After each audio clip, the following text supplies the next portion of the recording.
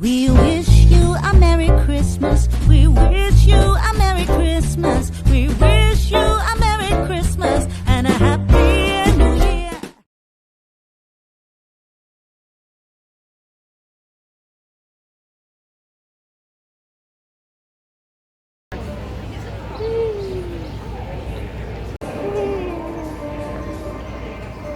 At least if you fall, it's velvet, so it won't be the worst.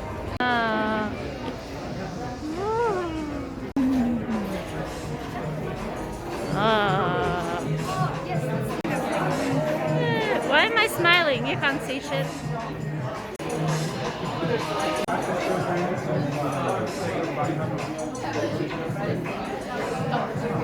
Zoomed in. Ooh.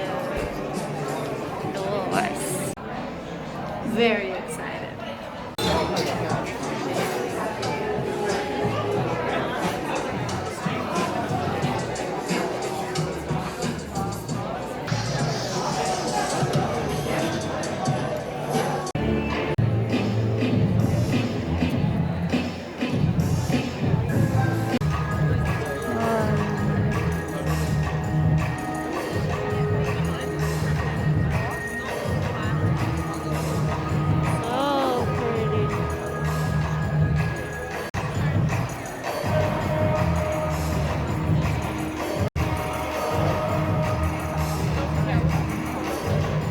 Oh my god.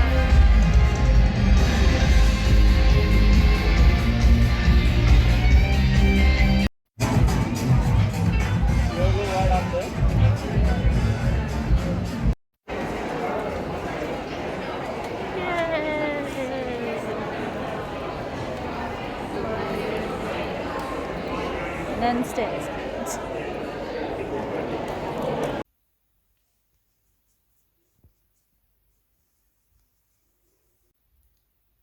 Okay, so we're finally home after watching Moulin Rouge, and the first thing I gotta say is I was gifted those tickets after I had a consultation with management of Moulin Rouge about the massive amount of unnecessary ableism in the show. So because of that, they gave me some free tickets. So I just want to come out there and say that. But for a show about a chronically ill and dying sex worker, there was a lot of ableism and a lot of whorephobia. More than in the movie 20 years ago. Which is weird. And again, unnecessary. So I'll try make this short without giving away any spoilers. As a free show, yes, great. But paying for it, there's a lot of discrimination in there, and I watched it from the eyes of a disabled person. I just want to add this in here, that even if you don't know any sex workers, it's not that hard not to be an asshole to them. You know, not to discriminate, not to have whorephobia. Just treat people like people, maybe. You know, that could be good. Just something to add. You know, most of my friends care about other people. So, when we watched this, we noticed a lot of the discrimination to disabled people and to sex workers, and it was just, ooh, red flag. Like, I know it's Moulin Rouge, but just like, ooh, rouge flag. And at points we were just looking at each other like, it's 2021. I know it's based in the past, but how is this more discriminatory than a movie 25 years ago? I suddenly got lightheaded, but I'll finish this talk on Moulin Rouge in a bit. Okay, so I passed out a little bit after relaxing, coming home. Those stairs at the Regent just killed me. Because, yeah, I used my cane to get in because I knew my mobility scooter just wouldn't have been an option. I went to theatre in Melbourne once before, and the accessible seating is all the way up the back, And then in the end, they overbooked and they took my seat away, and I had to sit on my scooter, and they gave it to an able person, and it was just a whole ordeal. So I used my cane. So I was gonna go into more depth, but I'll just summarize it. So yeah, I was given these tickets after consulting Moulin Rouge on the ableism of using canes and the fact that they didn't need to use canes. And even though canes has been used in theatre for as long as theatre has existed, so has blackface. And people understand now how horrible and politically incorrect that is and how discriminatory it is, but no one seems to consider ableism as bad until they become disabled, and then they're like, oh shit, ableism kills, and it's actually awful.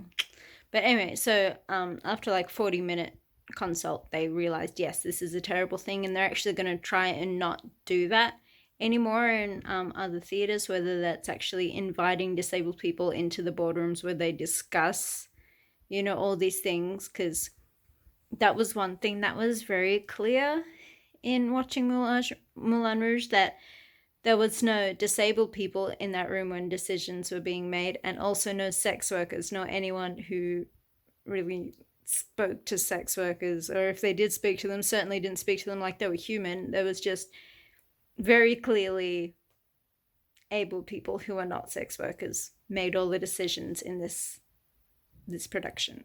So after talking to the Moulin Rouge people, they at least understood that, yes, using mobility aids as props is bad and is ableist, and they'll try not to do that in the future. And they said it was too late to change right now. And there were so many canes being used as props. And as a cane user, it hurt. Like, I know you don't think you're mocking us, but you are. And like, oh yeah, it was used for, you know, the aristocracy and to show status. Yeah. But they were still mocking us by doing so. It was still ableist by them doing so. Just because something happened in the past, something terrible, doesn't mean that we need to repeat that. There are other ways to do it, and you want to dance with things, dance with batons, which they kind of did at the end. They were very small canes, so it was hard to tell if they were batons or not. With umbrellas, they were dancing with umbrellas in the show for in the Elephant Love medley, so why couldn't they do that with the other things? And another thing, Toulouse's character in there, obviously in the movie 25 years ago, was played by an able-bodied character because he is a real person. He was a real person and was disabled, and he really did use a cane in real life and was quite short. He was 5 foot, just smaller than me.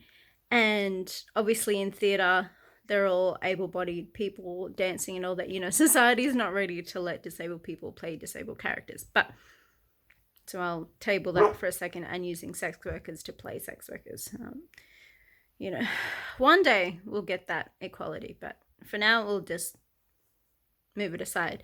But yeah, had this huge guy, wonderful actor, playing Toulouse and using the cane, and his limp was extraordinary, and part of me was like,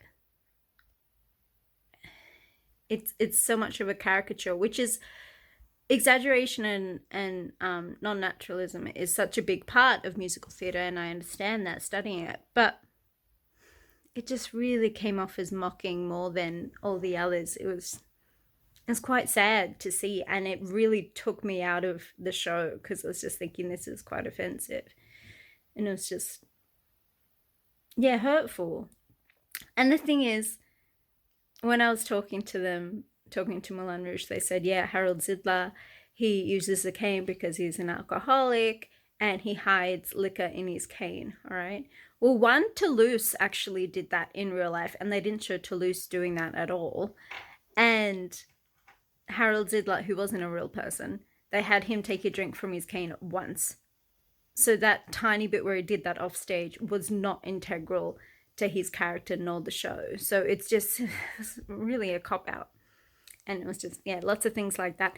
And Toulouse, we saw a lot more of him than in the movie, which was wonderful, and a bit of his backstory and how he knew Satine as they were children and things like this.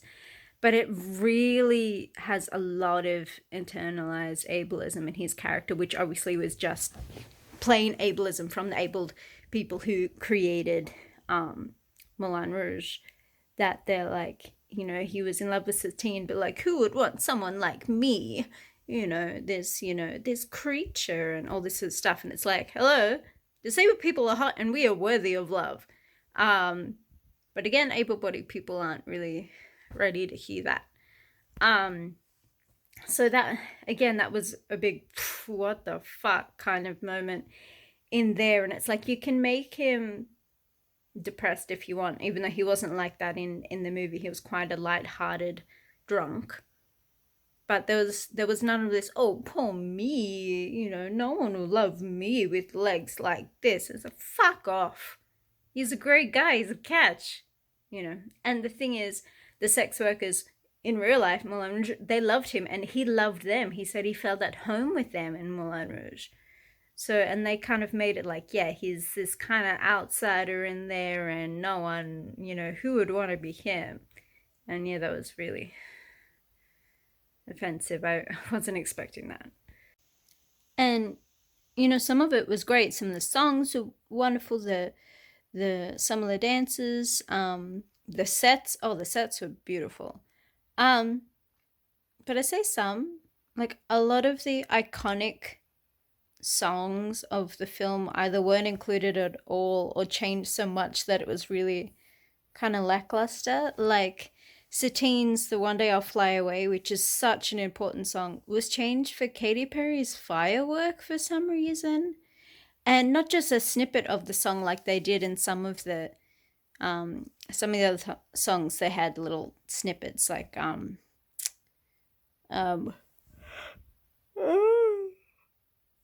medleys of songs in there, even if it was a long medley. But they sung the entire Fireworks song, and I don't know whether Katy Perry has shares in Moulin Rouge or something, but it was just very unnecessary. And the character playing Satine, like, beautiful voice, but it's more the direction of it that, you know, who made this decision of why cut out this such important song and put in Firework, where there's just nothing of a song is and the one for the Roxanne, the tango, and they changed it so much there's barely any of the Roxanne in there.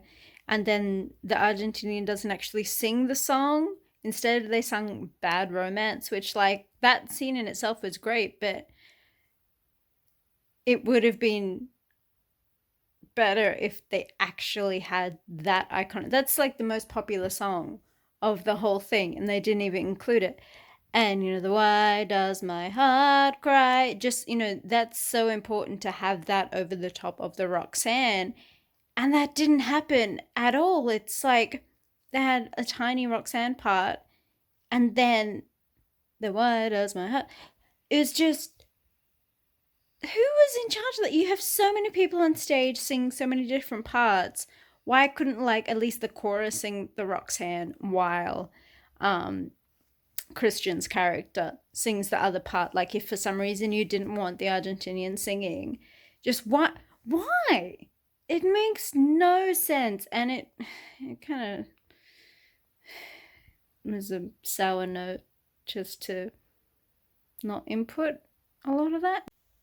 And now to a little bit about sex work. They said whore, I don't know how many times, like 20 times. There was so much whorephobia. And especially considering this show is about sex workers. That's what it's about. And the thing is, you don't have to say the word whore. We all know what the show's about. We've all seen the movie. We know what we're getting into. We've seen the ads. We know what they are, you know. So you don't have to be like, you're a whore all the time like they did. And there was a lot of this, like, you know, if you don't get the Duke, you'll be a whore on the street. And it's like, well, they're a whore in a brothel right now. So the important part in that subject isn't whore like they emphasized. It's on the street. You could just say, you'll be on the street. Like, why say whore so much? It's just, it was disgusting. Just another thing of how they said whore so many times. Obviously, we don't want them to use the slurs, but just saying whore 20 times rather than anything else, like, at least in the movie, they said courtesan, like we all know what you are. But and if they don't want to say sex worker for some reason. But there's so much that can be said by implying it. You know, you don't literally have to say the word 20 times. Like I said before, we know what we're watching. We know where we are. We're in a brothel. We know this. Just no creativity with that. Yeah. Just again, clearly showing that no sex worker was invited into the room during discussions of what the show will be. Just nothing. And it's just prejudice from the creators of the stage show. It was terrible. So there was a lot of that in the show. It was great to see a trans character. But yeah, just so much of this whorephobia, it ruined the show. Just like a lot of the ableism ruined the show for me. And it's quite disgusting at times. Like, if we take apart those two huge bits, very enjoyable show, you know, the colors and all that. Unfortunately, there was strobe lights and things like that. That didn't give me any seizures, thank God. But, you know, that already makes it hard for certain people with disabilities to watch it and enjoy it. Not that they could really enjoy it with a lot of the ableism happening and the actual inaccessibility of the Regent Theatre, like many theatres, especially in Melbourne. And again, like I told them on the phone, they have a whole Sia song, and Sia is renowned as much as she is for being a singer-songwriter as she is for being a flaming ableist. So it's just another slap in the face with that. Yeah, that really sucked. But, you know, the singers were great. The Elephant Love medley, it was kind of lacking a bit. So I don't know, he might have been sick. And like I said, Satine's character, beautiful voice, and like in Firework, it was just like because it's kind of a nothing song, so it's like, why waste her talent on that, you know? Some of the costumes were great, some of them are, you know, it's fine. But yeah, the biggest things with ableism and the whole phobia, just, I know it's 2021 and this is based in like 1901, but we should be more politically correct now than we were in a movie 25 years ago. You know what I mean? It's just, it's not that hard to create something without being discriminatory.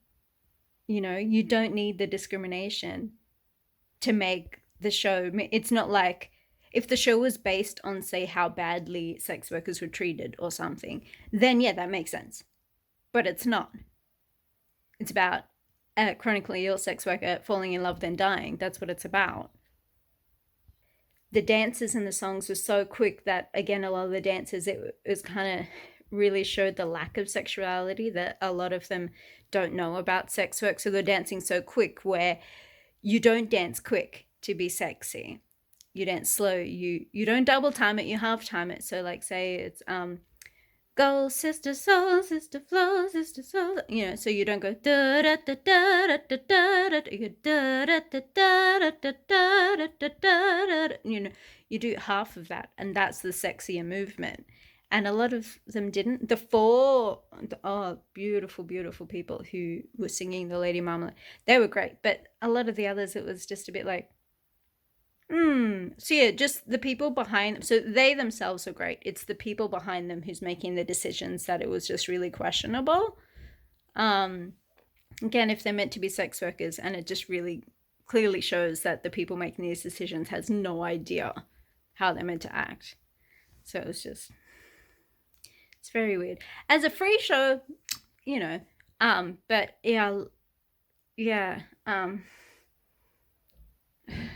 just really unnecessary discrimination and unnecessary songs being added just to, it kind of reminded me of like uni assignments where we have to add as many songs as we possibly can, and it was like the decision was made of, oh, these all have a similar beat, we'll just add them in, rather than things that actually add to the storytelling.